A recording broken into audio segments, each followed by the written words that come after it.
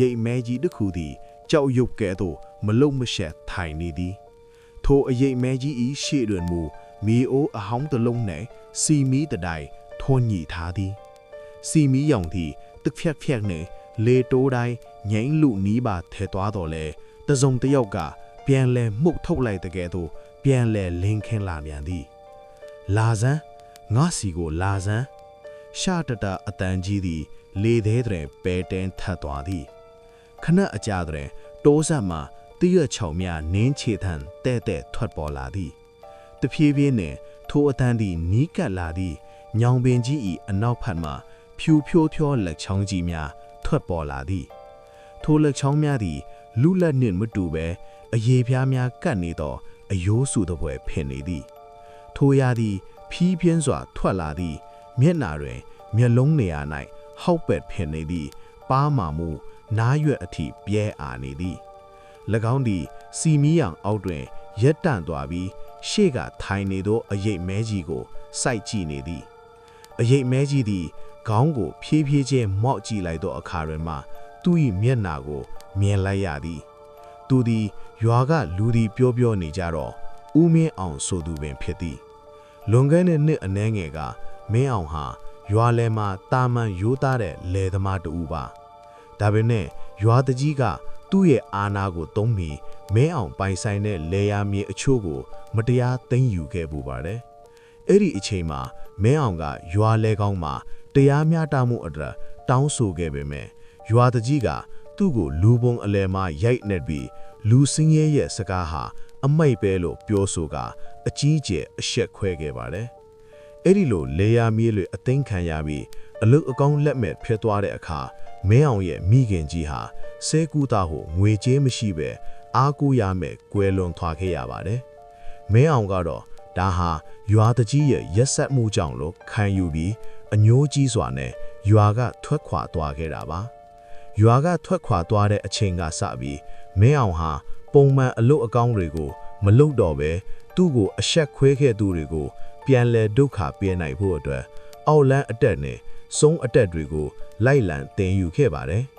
ယခုအခါမှာတော့အဲ့ဒီအတက်တွေနဲ့ပဲရွာတကြီးကိုလက်စားချေဖို့သူပြန်လာခဲ့တာပါမင်းကိုငါခေါ်တာဘာလို့ဒီလောက်ကြာနေတာလဲဟုမင်းအောင်ကမေးလိုက်သည်ထိုတရေတရန်အရာသည်စကားမပြန်ပဲလဲကိုတစ်ဖက်ကိုစောင်းလိုက်သည်၎င်း၏လဲမှာအယိုးကျုပ်တန်ကြောက်ခနဲထွက်ပေါ်လာသည်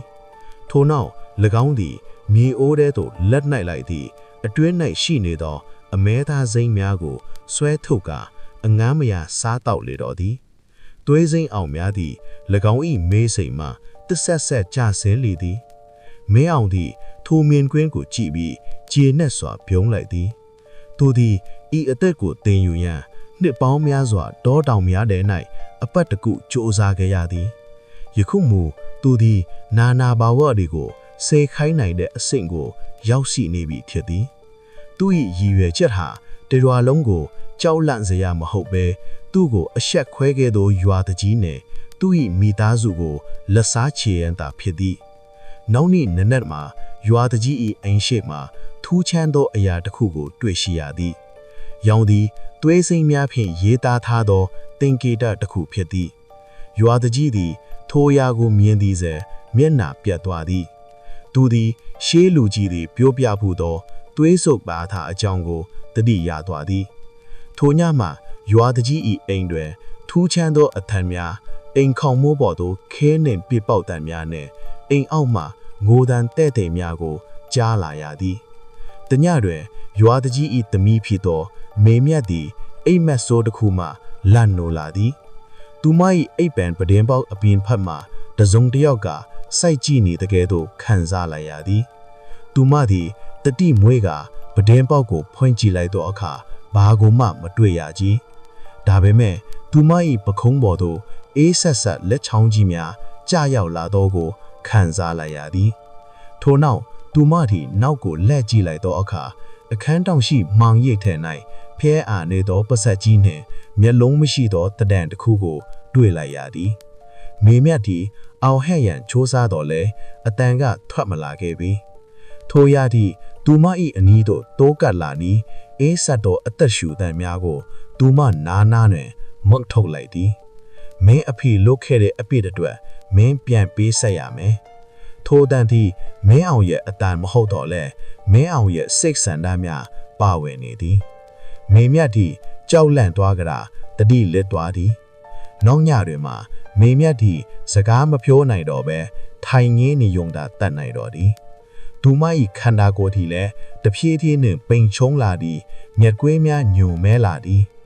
ရွာတကြီးသည်နီးမျိုးစုံနှင့်ကုသတော့လဲမရခဲ့ပြီနောက်ဆုံးတွင်သူသည်မဲအောင်ကိုတွားရောက်တောင်းပန်ရန်ဆုံးဖြတ်လိုက်သည်သူသည်မဲအောင်နေထိုင်သောတဲအိုးပြက်ကလေးသို့ရောက်သွားသောအခါမဲအောင်သည်တရားထိုင်နေတဲ့ကဲ့သို့ငြိမ်သက်နေသောကိုတွေ့ရသည်မဲအောင်ငါသမီးကိုလွတ်ပေးပါငါမှားခဲ့တဲ့အရာတွေကိုငါဝန်ခံပါတယ်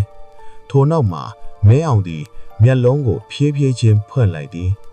သူ၏မျက်လုံးများထဲတွင်ကရုဏာအရေးအယောင်လုံးဝမရှိပေဝန်ခံရတော့နဲ့မပြီးဘူးတကြီးအသက်ကိုအသက်နဲ့လဲရမယ်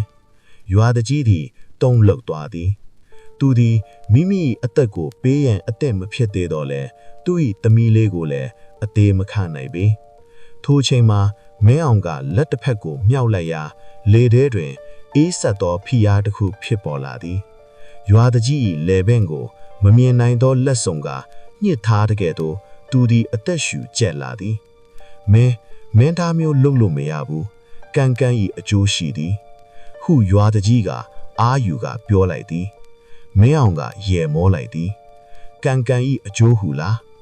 ငါကကံကိုဖန်တီးသူပဲဒီညမင်းသမီးရဲ့နောက်ဆုံးညဖြစ်လိမ့်မယ်ရွာတကြီးသည်အိမ်တို့ပြေးလာကရွာဦးကျောင်းကဇရာတော်ကိုပင့်လာကအန်ဒီယေကင်းပရိတ်တရားများရွတ်ဖတ်ရန်ပြင်ဆင်လိုက်သည်ဇရာတော်ရောက်လာသောအခါအိမ်ပတ်လွင်အန်ဒီယေကင်းချီမြင်များတားဆီးကအမွေးနံသားများပတ်ဖြန်းလိုက်သည်ညတန်းကောင်ရန်တွင်လေပြင်းများစတင်တိုက်ခတ်လာသည်အိမ်တကြီးလုံးတုန်ခါနေပြီးအပြင်ဖက်မှခွေးတို့၏ဦးတံများအောက်ရက်တံများစူညောင်နေသည်မေမြတ်သည်ကတင်ပေါ်သို့တွန်းလိမ့်နေပြီးသူမ၏ပါဇက်ထဲမှနားမလည်နိုင်သောဘာသာစကားများကိုအောက်ရက်ပြောဆိုနေသည်ဆရာတော်သည်စိတ်ကိုတည်ငြိမ်စွာထား၍ပရိတ်တရားများကိုကျဲလောင်စွာရွတ်ဖတ်နေသည်ရုတ်တရက်အိမ်ရှိတကားကြီးသည်ဝုံကနေပွင့်ထွက်ရာမဲအောင်သည်အတွင်းသို့ဝင်လာသည်သူ၏အနောက်၌မဲမောင်နေသောအရိပ်များစွာလိုက်ပါလာသည်ဒီတရားတွေကငါ့ကိုမတားနိုင်မှုဖုန်ကြီးဟုမဲအောင်ကအော်ပြောလိုက်သည်ဆရာတော်ကမတုံ့လို့ပဲမဲအောင်မင်းရဲ့ဒေါသတွေကမင်းကိုအမှောင်တဲဆွဲချနေပြီဒီအညိုးတွေကိုစွန့်လွတ်လိုက်ပါဟုမင်းချသည်မင်းအောင်သည်ဆရာတော်ကိုရိုက်ပုတ်ရန်ကြိုးစားစဉ်ပဲမေမြတ်၏ခန္ဓာကိုယ်ထဲမှအလင်းရောင်တစ်ခုထွက်ပေါ်လာသည်ထိုအလင်းရောင်သည်မင်းအောင်စေခိုင်းထားသောနာနာဘာဝတွေကိုလွင်စင်သွားစေသည်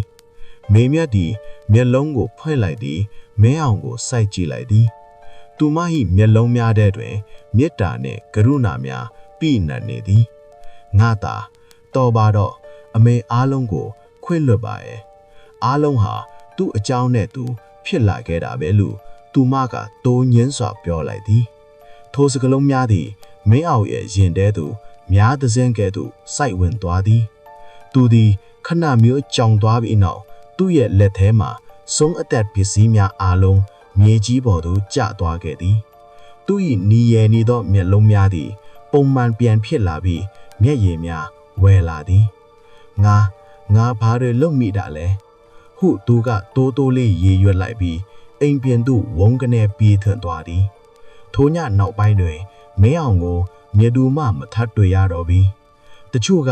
သူသည်တောထဲမှတေဆုံးသွားပြီဟုပြောကြပြီးတချို့ကတော့သူသည်တောင်ပေါ်တောရကျောင်းတစ်ခုမှအပြစ်တွေကိုဆေးကြောရန်တရားအားထုတ်နေသည်ဟုလည်းဆိုကြပါတယ်ရွာတကြီးသည်လည်းမိမိ၏မောက်မစွာကိုရောချကရွာသူရွာသားများပေါ်ကောင်းမွန်စွာဆက်ဆံလာခဲ့ပါတယ်ဒါပေမဲ့ရွာ၏အနောက်ဖက်ညောင်ပင်ကြီးအောက်တွင်တော့တခါတရံညတန်းကောင်ရန်တွင်စီမီတတိုင်လင်းထိန်နေတတ်သည်ရှတတအတန်ကြီးတစ်ခုနှင့်တစုံတစ်ယောက်ကငိုကြွေးနေတန်ကိုကြားရတတ်သည်ဟုရွာသားတွေကယနေ့တိုင်ပြောစပတ်ပြုနေကြပါသည်